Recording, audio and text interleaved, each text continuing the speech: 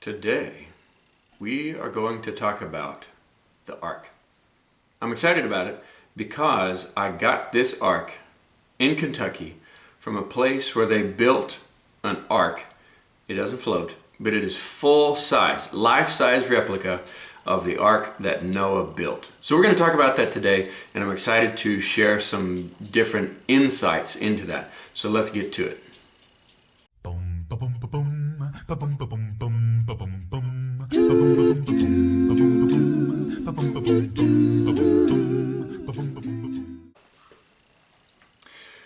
So we've been talking about the beginning, the creation. Genesis chapter 1 through 4 really is kind of where we've been, and the idea of how humanity began, how the world began, and all the things that we see beginning, because Genesis is the book of beginnings. So today, as we're beginning into this story with the account of Noah, one of the things that we have to remember is that a lot of time has really passed since the very beginning until this point. Adam and Eve, they have since died. In fact, Adam lived to be 930 years old. That's a long life. And the children of Adam and Eve, we don't even know all of who they are. We know of a few of them, of course. Cain and Abel, and we also know about Seth. They have also been born, lived, and died. And the world was becoming more populated. If you remember, one of the things God said was, be fruitful and multiply, fill the earth. And so that was happening. Cities were springing up all this time. The growth of mankind was getting greater and greater and greater. There were more and more people on the earth, but they were forgetting something. As they got more and more populous, more and more people on the earth, they were forgetting about God. But there was one man. You've probably heard the name Enoch before. I want to read this from, this is the Complete Jewish Study Bible. It's pretty interesting. The way it words this is very fascinating to me. I like it. It comes from Genesis chapter 5, 21 through 24. Enoch lived 65 years and fathered Methuselah, who actually lived 969 years. So when Enoch was 65, he gave, his wife, I guess, gave birth to Methuselah. After Methuselah was born, Enoch walked with God 300 years and had sons and daughters. In all, Enoch lived 365 years. This is it. Enoch walked with God, and then he wasn't there because God took him. I like the way it words that, the idea that he was just gone. God took him. So as we think about this, I'm going to go through some of these names very quickly. Adam's family tree, taking us from Adam all the way down to Noah. People lived a long time in those days. As we said, Adam, 930 years. Then Seth, who was in Adam's image, so he lived 807 years. Then Enosh lived 815 years. Kenan lived 840 years. Mahalalel lived 894 years. That's a long time. Jared lived 962 years. Enoch, 365, we just talked about. Methuselah, the oldest man ever, 969 years. That's a long time. That would be like living from the year 1000 to the year 2000, which is pretty close to where we live now. That's a long life. Then Lamech. Lamech lived 777 years, and that gets us to his son, Noah. Noah lived at least 620 years. Now, Lamech, he said something about Noah that I need you to remember. We're going to come back to this as we get to the end. This comes from Genesis 5, 28 through 31. Lamech, the father of Noah, he said, Noah will comfort us from our labor and painful toil caused by the cursed ground.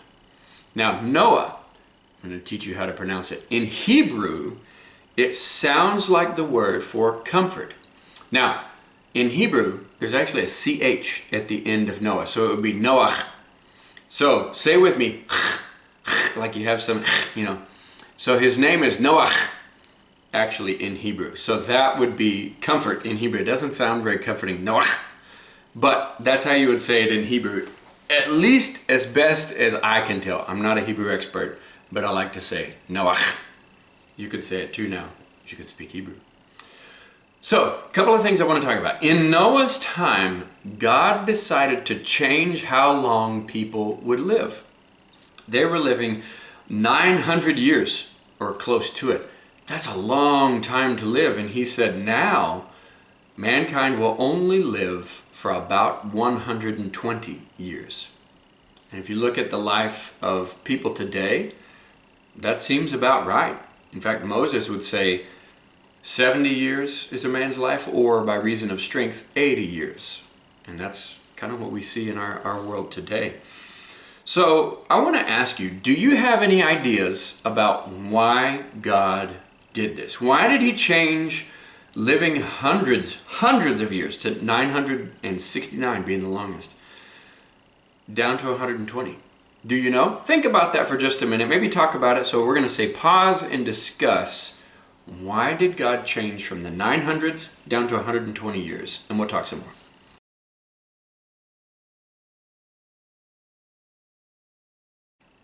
I think the best answer comes from Genesis 6, 1 through 3. My spirit will not contend with man forever. So he shortens the lifespan because they had become so evil. They forgot something. Remember, they had forgotten God and they were becoming evil and wicked. It says that every thought of man's heart was only evil continually, all the time, only bad things. So God was grieved. Said he regretted that he made mankind. It made him sad on the inside. It broke his heart, the way that man had been turning out and the way they'd forgotten him and abandoned him. And he decided that the only way to get rid of this was to flood the earth, if you will, to wash the earth clean with water. And what would be the result of that? If he flooded the entire earth, what would happen? Everything that lived, and he even says it this way, everything that lived would no longer be alive. It would be gone from the face of the earth. Except for Noah and his family. Out of all of the people living, there were 8 that would get to go on the ark. And they would get to survive from that flood. I think this is a very interesting story. It has all of the needed elements to be a wonderful movie, in fact. And I think somebody made a movie of it, but I think they made a mockery of it, so I can't recommend it. Nevertheless, it's a very interesting story. Many people, they don't necessarily believe that there ever was a flood, and some of them only believe that it flooded a portion of the earth. But what's interesting is every great civilization, every old ancient civilization has a story in their history about a great flood. And I think that's very fascinating that they all have a story of a flood. Because whenever you think about it, there was at least enough water to cover the whole earth at the very beginning. Think about Genesis 1:1. In the beginning, God created the heavens and the earth, and the Spirit of God was hovering over the waters. And then he separated the waters, and we had the clouds, and we have the water on the earth. Then he made dry ground appear. So at one time, at the very least, there was water covering everything. So it makes sense that water could cover everything, because that's how it all started. Some unbelievers also would try to argue that it would be impossible for a ship in that time to be made out of wood of significant size that would withstand all of the floodwaters and be able to handle the weight of all the animals and all those things.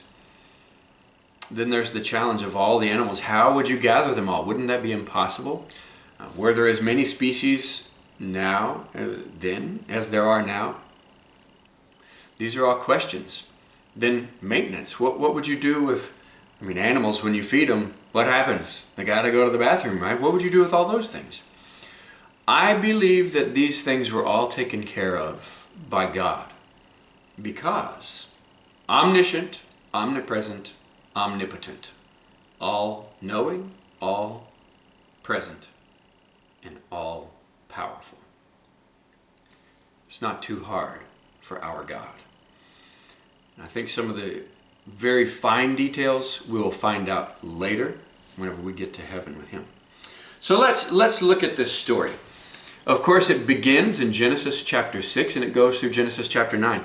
And we know God saw that man's heart was only evil continually, and they were wicked and doing bad things, and the earth was full of violence, and he said, no more. And Noah was found to be faithful. Noah walked with God. And so God found him faithful and said, I'm going to save Noah and his family, and they will repopulate the earth. So he called him, he said, Noah, build me an ark. Really, build yourself an ark. This vehicle that would allow them to be delivered through the flood. So he did. And he said when he was 500, roughly, he called him to do this. And that's when he had those 3 sons, Shem, Ham, and Japheth. And when he was 600 is whenever he entered the ark. So he built this ark. God was calling the animals to come. And he said, you're going to have to get 2 of every kind of animal to be able to get on the ark. And the clean animals, you need 7 pairs of them. The birds, you need 7 pairs of them. The unclean animals, you only need 1 pair. So there were a bunch of animals that were coming to Noah. So he didn't have to go find them. God brought them to Noah. So as this progresses, God comes and says, in 7 days, I'm going to flood the earth. So you need to get on the ark. This is chapter 7. So in the 600th year of Noah's life, verse 11, on the 17th day of the 2nd month, on that day, all the springs of the great deep burst forth, and the floodgates of the heaven were opened, and rain fell on the earth 40 days and 40 nights. So water was coming from below, from the earth, and water was falling on the earth from the sky. That's a lot of things happening all at once. And then so we go on from there. Pairs of all creatures, verse 15, that have the breath of life in them came to Noah and entered the ark. He didn't gather them, they came to him. The animals going in were male and female of every living thing as God had commanded Noah. Then the Lord shut him in, closed the door behind him. And I think that's important, that God closed the door, because how else would you do that? And then this is verse 20 and 24. The waters rose and covered the mountains to a depth of more than 15 cubits. The mountains, they covered the mountains to more than 15 cubits. And then verse 24, the waters flooded the earth for 150 days. And of course we know that Noah and his family were in the ark. And from what I gather, the way it's written, they stayed in the ark for almost a whole year. But the water started to recede and the ark came to rest on top of the Mount Ararat.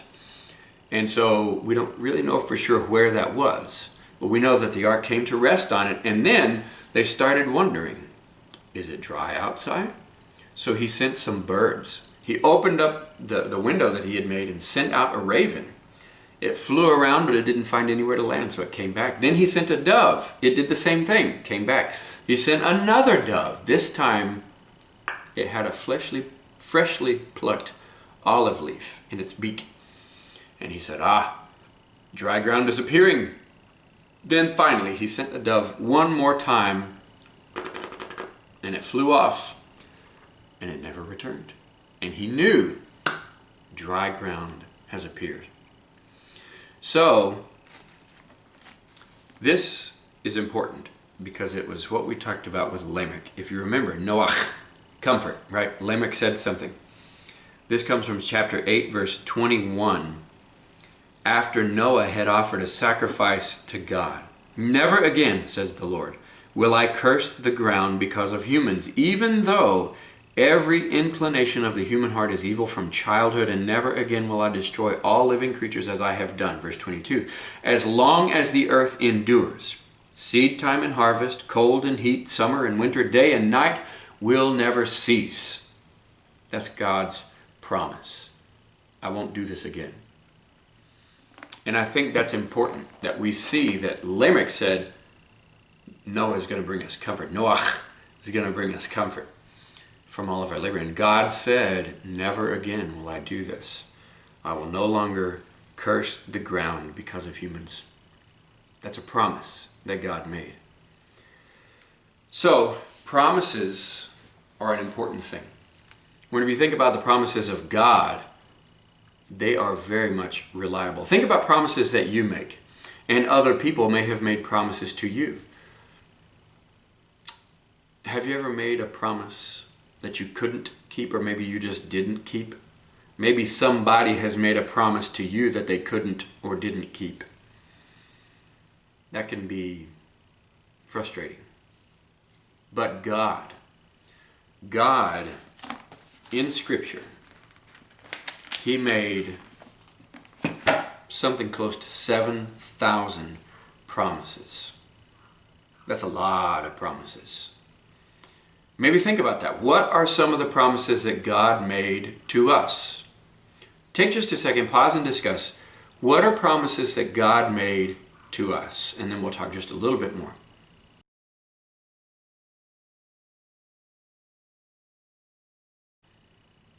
God made a lot of promises to us.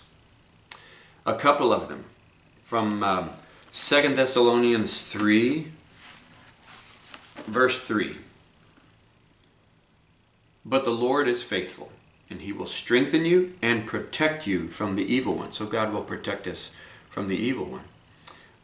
In 2 Corinthians chapter 1, God promises comfort to us whenever we're sad.